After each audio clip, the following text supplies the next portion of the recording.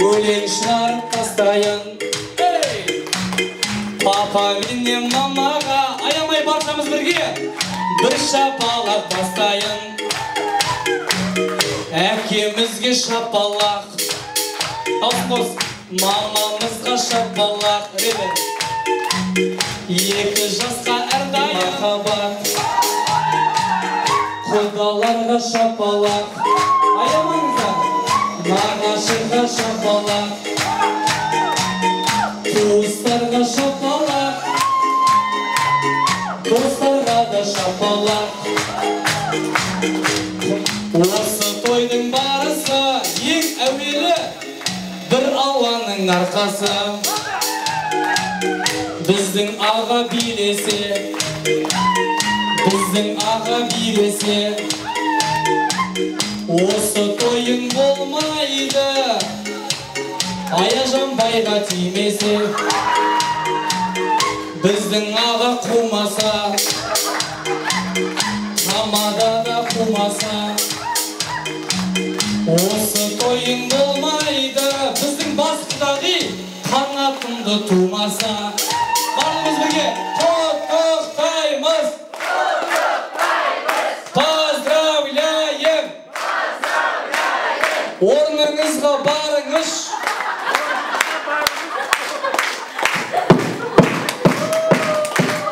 Бақытты болыңдар! Ауырма, сырқама!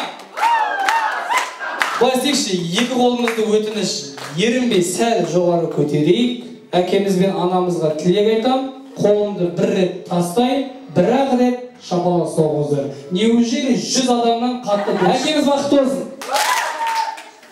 Бір-ақ рет, әкеміз бақытты болсын. Бір рет, әкеміз бақытты болсын. Емес, просто шапалақ. Әкеміз бақытты болсын. Анамыз ауырмасын. Жастар бақытты болсын. 9 ай 10 күнден кейін ұл болсын. Артынан 2 қыз болсын. Артынан 4 ұл, 8 қыз. Аяжан қыздарыңыз әдемі болып жүре берсін. Қанатын шаш сұқпасын. Өсіп кетсін. Алла жазса біздің анамыз 100-ге келсін. Папамыз 98. Мен шешпеймін ғой? 99. 100. Стоп. Мен қолым ауырып кетті, өзіңіз істейсіз осы. Әкеміз бақытты болсын. Анамыз бақытты болсын. Аға былай, құдалар ауырмасын. Құдағи ауырмасын. Ата-әжелеріміз ауырмасын. Мен мамасы істейсіз. Сіз әкемізбен ұрысқан кезде былай көзін ұшпайсыз ғой? Солай ұстаңыз қолыңыз. Ұрыспайын. Ладно, онда қолыңыз былай ұстаңыз, адам жеріне тимей. Иә, мен айтқан кезде дік істейсіз. Аха, давайте. Бақытты болсын. Сіздер шабал, бақытты болсын. Қызыңыз ауырмасын, күйеу бала ауырмасын. Алла қаласа дәл осы құранмен келесі жылы тұсаукесер тойына келіңіздер. Мені де шақырыңыздар. Мен сезем, мен сіздерге бірден айтайын, мен осы уақытқа дейін мен ұзатқан қыздарды, жастарды, мен үйлендірген жастарды, мысалы, 9 ай 10 күннен кейін маған звондайды. Балам саған рахмет, сенің тілегің қабыл шын, маған звондайды рахмет саған деп. Мен ұзатқан қыздарда, мен үйлендірген жастарда шынымен де Алла қаласа ең бірінші перзенттері ұл болады. Немесе қыз болады. Мен қайдан білемін, ұл болады, қыз болады. Мен білмеймін ғой мен. Рахмет, отырып жайғасып алыңыздар, әкеміз бен анамызды жайғастырайық. Рахмет. Палауым менің, манты, не знаю, өзіңіз білесіз. Давайте, прям еркелетіңіз. Қанат мәз боқпасын.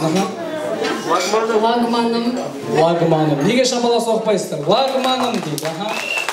5 бармағым. 5 бармағым. Пловым. Пловым. Жаркое. Жаркое. Мясо по-французски. Мясо по-французски дейді. Не деген тамақ? Енді сіз, мінекей, сіздің әйеліңіздің үйдегі ойып тұрып орын алатын комнатасы ол кухня. Сіздің комнатаңыз спальня. Қораның іші қайдағы спальня? Енді давайте. Сіз еркек адамсыз. Еркек адам машинаға жақын болады, өзіңіздің әйеліңізді машинаның 5 запчасымен еркелетіңіз. Карбюраторым менің. Карбюраторым менің, аха. Газым менің. Музыкальный центрім. Двигатель. Доңғалағымен. Енді өзіңіздің жарыңызға торттан ауыз тигізіңіз. Бүкіл халықтың өзінше торттан ауыз тигіз. Неге өзіңдікін анасыз, өзіңіздікін анасыз? Өзіңіз. Маған торт тәтті ма? Иә, тәтті. Енді сіз беріңіз, маған беріңіз. Үлкенде берсеңші, жігіт адам жейді ғой. Торт тәтті ма? Бер. Жоқ, сіз қайттан беріңіз деймін. Үлкенде балыңыз, торт біткенше. Торт тәтті ма?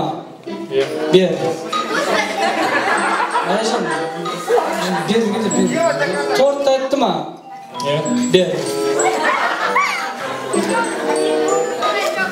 Торт тәтті ма? Мынаны беремін.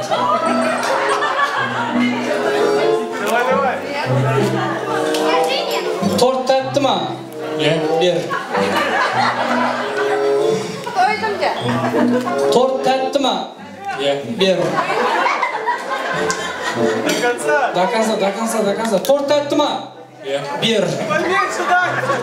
Су. Торт тәтті ма? Бер.